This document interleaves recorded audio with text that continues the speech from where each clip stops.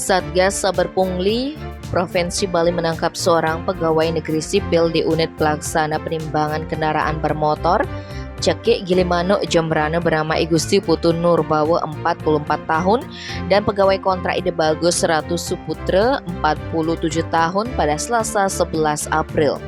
Sebab keduanya nekat melakukan pungutan tidak sah alias pungli terhadap sopir kendaraan yang melanggar. Kasus ini dibeberkan oleh Irwasda Polda Bali Kombes Pol Arif Prapto Santoso yang menjabat Ketua Satgas Saber Pungli Provinsi Bali pada Rabu 12 April.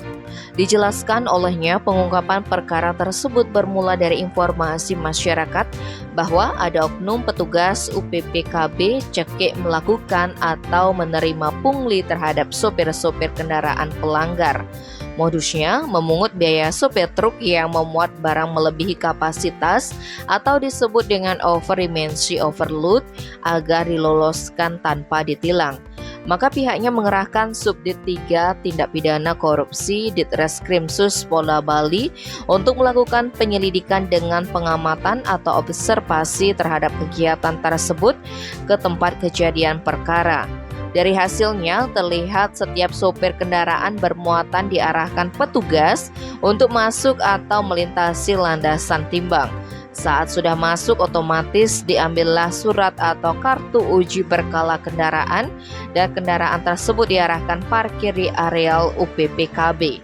Kemudian sopir serta kernet diminta petugas untuk mengambil sendiri kir kendaraannya di ruang penindakan UPPKB.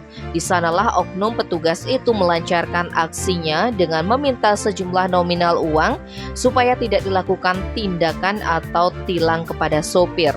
Sehingga aparat melakukan undercover dengan cara menumpang dan menyamar sebagai kernet dari sopir truk Hinofuso. Setelah memasuki dan melintasi landasan timbang, surat kir kendaraan tersebut diambil oleh petugas UPPKB tanpa pemeriksaan yang berarti.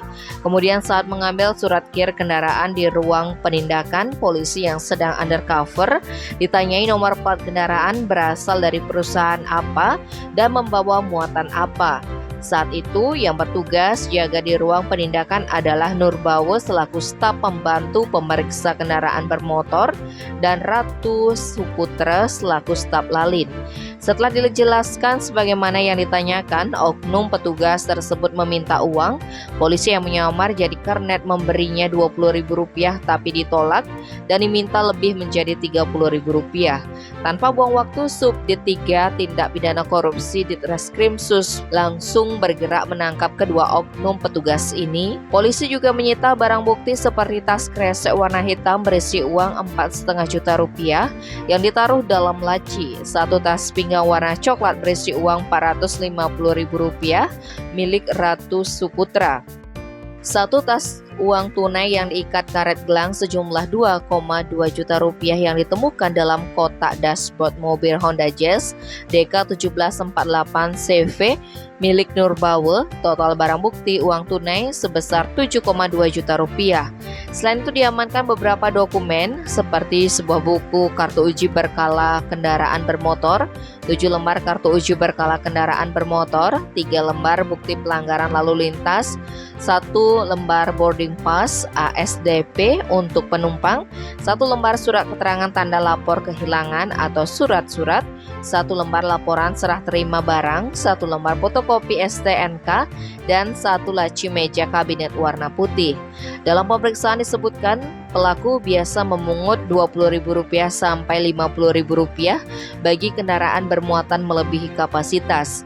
Bahkan bisa Rp100.000 sampai Rp200.000 bagi setiap kendaraan yang tidak membawa buku kir sesuai yang mereka tentukan.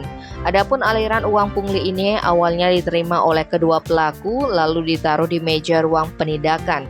Berikutnya dihitung dan dikumpulkan untuk diserahkan kepada Komandan Regu. Setelah aplusan sip akhir penugasan, anggota jaga diberikan atau dibagikan uang hasil pungutan tersebut oleh Komandan Regu dengan jumlah yang berbeda-beda bergantung dari kebijakan Komandan Regu. Belum dapat dipastikan berapa total kerugian yang dialami negara dalam perkara ini.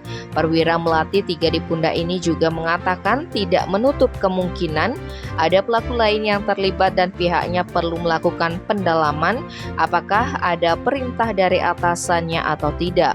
Kini kedua oknum petugas asal Jembrana itu sudah ditetapkan sebagai tersangka. Tim Bali Express melaporkan.